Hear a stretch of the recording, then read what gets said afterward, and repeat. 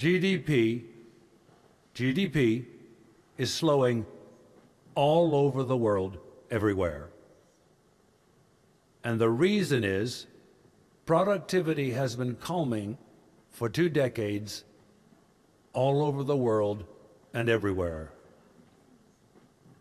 And the result is unemployment is high, especially for the young or any generation where we hear the word workforce.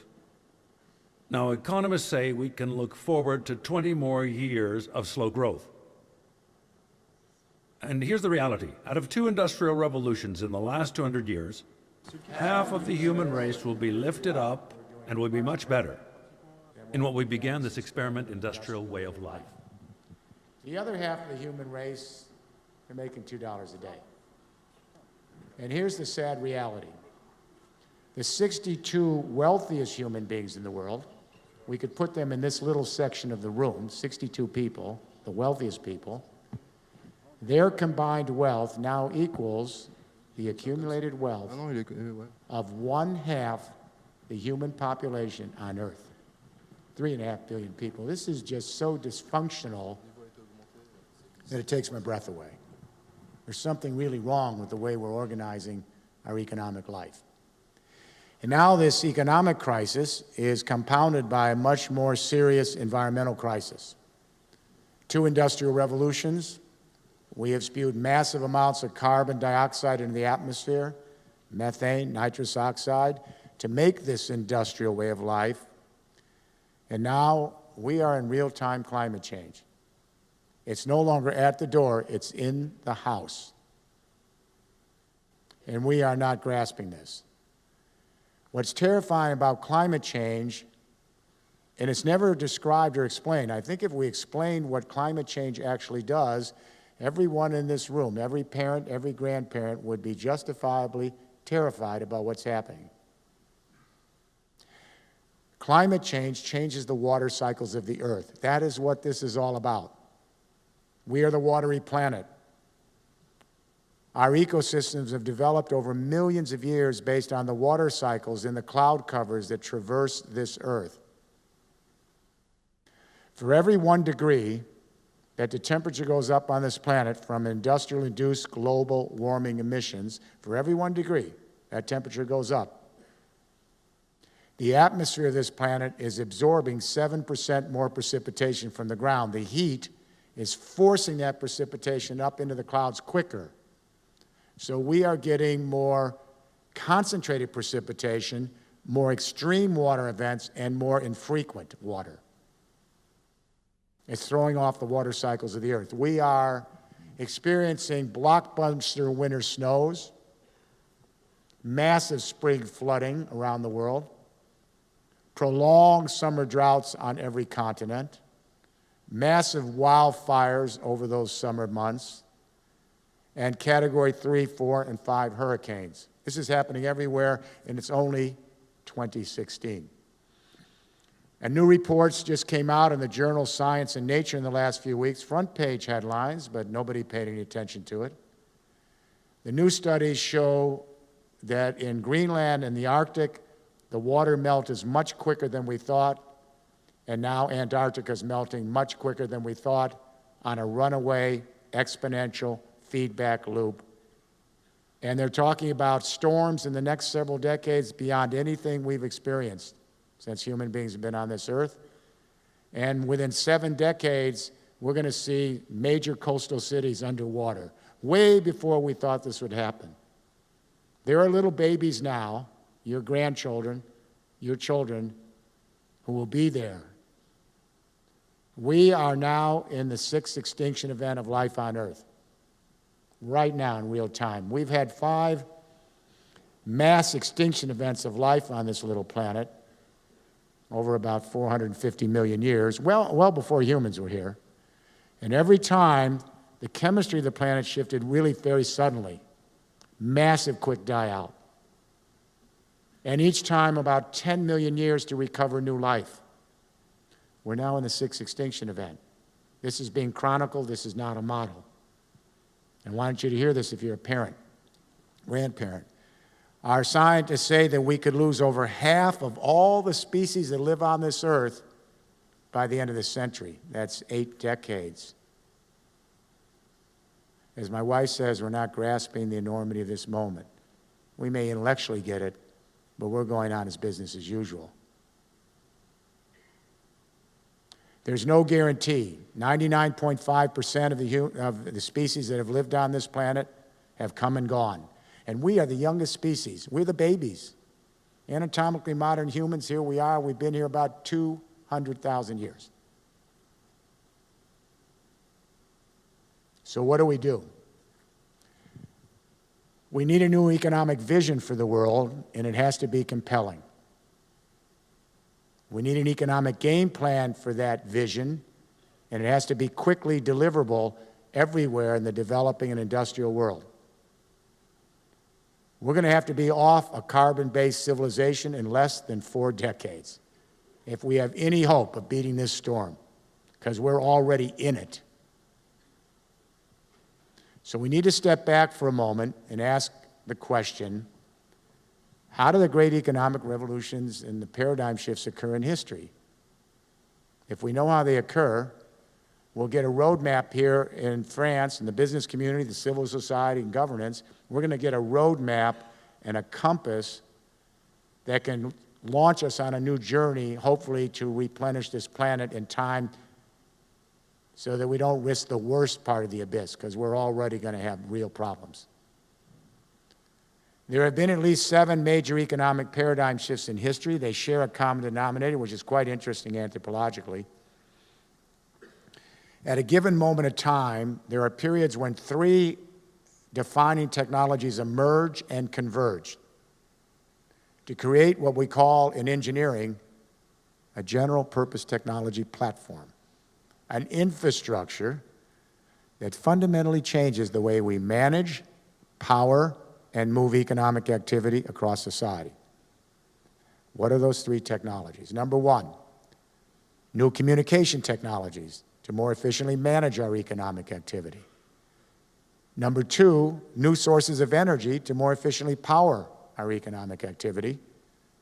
And number 3, new modes of mobility, transportation, and logistics to more efficiently move the economic activity. So when communication revolutions converge with new energy regimes and new modes of transportation, it actually fundamentally changes the way we manage, power, and move economic activity. It changes our spatial-temporal relationships. It allows us to integrate into larger social units. Let me give you 2 examples. 19th century, first industrial revolution, Britain. The Brits take us from manual print presses, pretty slow, steam power printing, really fast. This is a communication revolution. Cheap, abundant, quick print to manage economic life. Then the Brits lay out a telegraph system in the last part of that 19th century. Steam power printing and the telegraph, those communication technologies, converged in Britain with a new energy source that had not been used before, cheap coal, running the British hinterlands. Then they invented the steam engine to harvest the coal to energy. And this is ingenious. Then they put the steam engine on rails, locomotives, national railways, urban life, the Industrial Revolution. Communication, energy transport, manage, power, and move economic life. 20th century, second industrial revolution, the United States, centralized electricity, but especially the telephone. We think the internet's a big deal. My gosh, the telephone was a big deal. Instant communication across the world at the speed of light. Later, radio and television. Those communication media in the US converge with a new energy source, cheap Texas oil, powered by the Daimler internal combustion engine, but then Henry Ford put out cheap cars, buses, and trucks, and everybody got off on the road, transportation and logistics. Communication, energy, transport, manage, power, move economic life.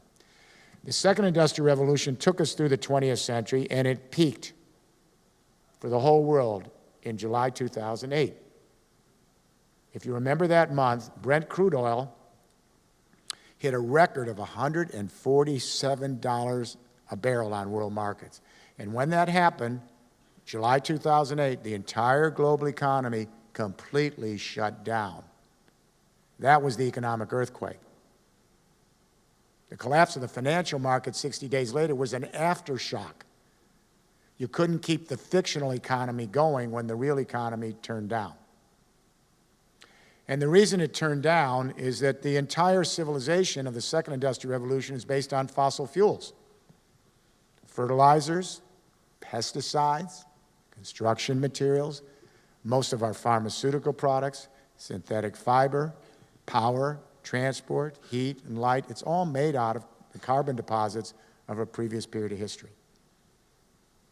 So when the price of Brent crude goes over 90 a barrel, all the other prices go up. When you get into the zone of 115 a barrel, purchasing power starts to shut down because products and services are prohibitive, price-wise. So in 2009, oil went down to 50 a barrel because the whole economy had stopped.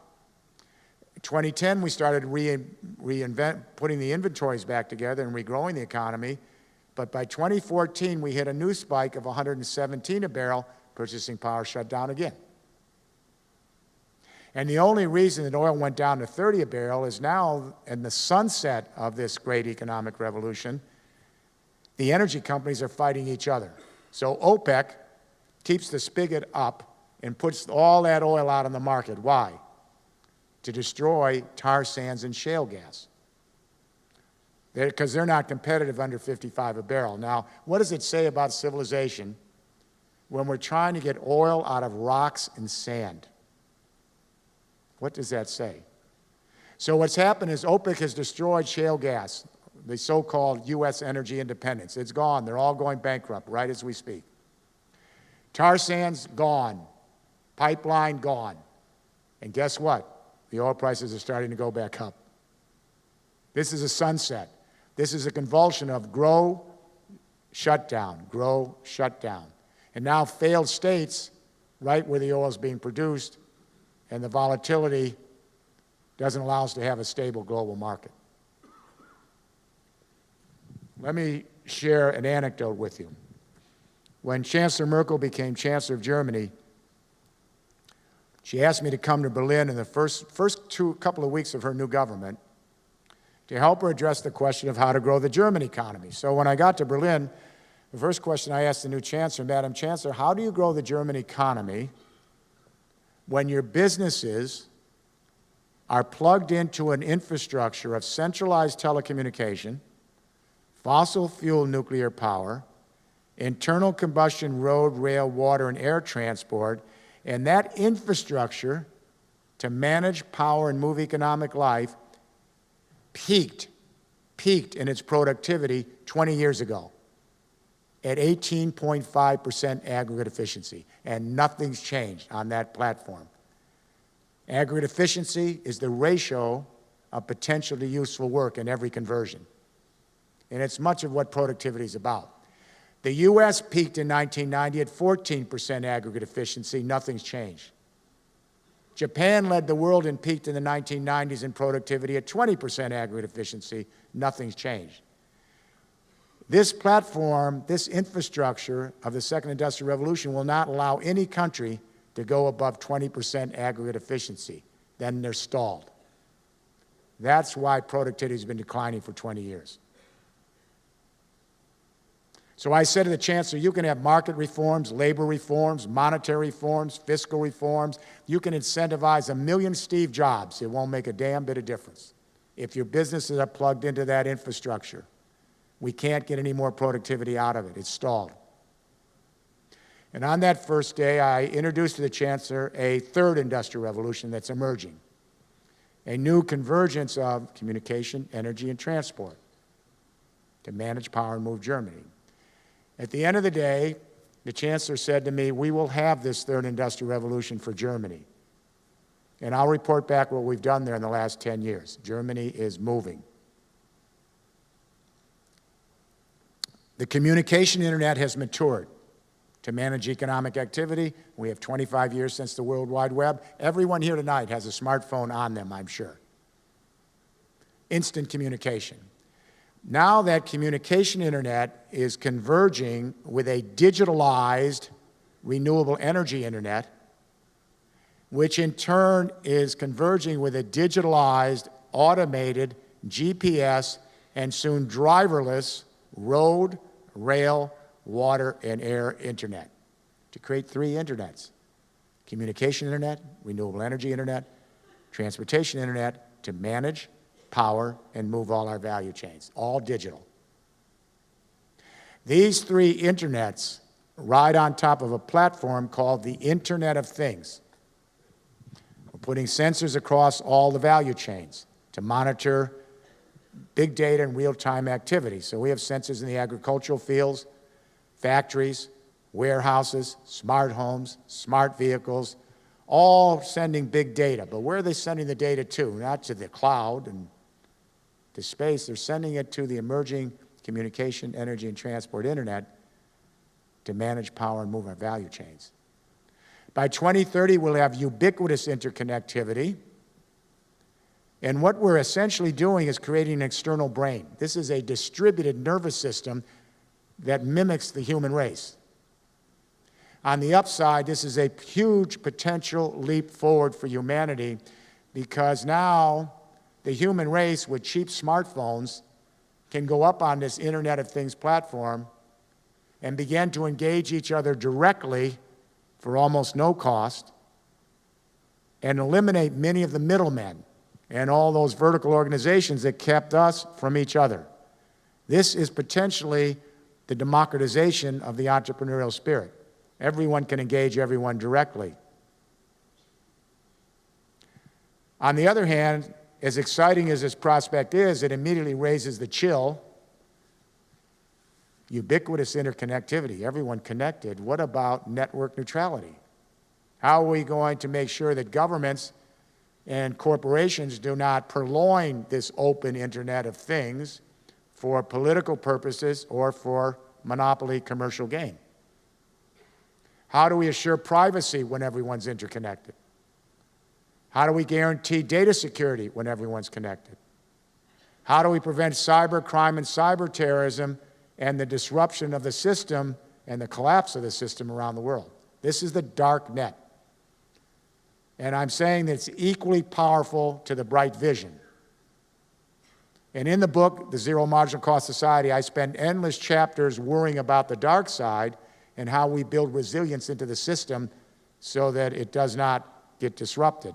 But just for tonight, let's say that we can deal with this, because I believe that the dark net will enjoin the political struggle of the next 3 generations. How do we make sure that we keep this safe? But assuming we can, here's the benefit. Everyone in this room has a value chain, whether you're a homeowner, a small business, a large company. And every day you're extracting things from nature, or someone else is for you doing it. And those resources that you need, they're being moved around, they're being shipped, they're being stored, they're being converted into goods and services, you're consuming them, and then they're being recycled back to the earth. What this means is that we have 3 billion people now on the internet, and with the Internet of Things, we're going to have the whole human race on that Internet of Things within 20 years. China now has, listen to this, a $25 smartphone with more computing power than sent our astronauts to the moon. Everyone's going to be connected, even if you make $2 a day. So if you have a value chain, a small business, large business, cooperative, nonprofit, family, you'll be able to go up, and it's already emerging on this Internet of Things platform, which is now emerging, and have a transparent picture of the entire economic data flow of the world. Even big companies didn't have that. We used to say, caveat emptor, let the buyer beware. The seller doesn't want the buyer to know what the seller knows. Now everybody knows what everyone knows. The economic data is flowing freely across a global internet, and the access to it is nearly free, just a service provider and smartphone. So if you're a small business or a large company or cooperative here in France, you can go up on that Internet of Things platform and cut your big data on your value chain out from the rest of the noise. Just cut your big data on all of your value chain out from the rest. Then you can mine your own big data with your own analytics. And with those analytics, you can create your own algorithms, your own apps. And this will allow you, on your value chain, to dramatically increase your aggregate efficiency, the ratio of potential to useful work, at every single conversion step on your value chain with software and feedback. So you can dramatically increase your productivity, dramatically reduce your ecological footprint, we're getting more out of less, and dramatically reduce marginal cost. Some of the marginal costs are already going so low, they're heading to zero marginal cost, which is the title of the new book, the Zero Marginal Cost Society. And the digitalization process, which is now began with the communication internet and soon going to the energy and transport internet, has led to the birth of a new economic system called the sharing economy. Capitalism's given birth. We never saw it. We didn't expect it. This mature economic system's given birth to a little baby, a little progeny, the sharing economy. And this little sharing economy is flourishing alongside its capitalist parent. Now, the parent, capitalism, has to figure out how to relate to this child, allow it to be nurtured, to find an identity, create a presence. But as you know, parent-child relationships are kind of sticky. Sometimes the parent wants the child to become a reflection of the parent and be absorbed into the parent. In this case, sometimes the child likes that, other children don't. We're beginning to see a struggle between capitalism and the sharing economy, sometimes a love affair, sometimes a struggle. But be clear, the sharing economy, I believe, is the first new economic system to enter on to the world stage since capitalism and socialism in the 19th century.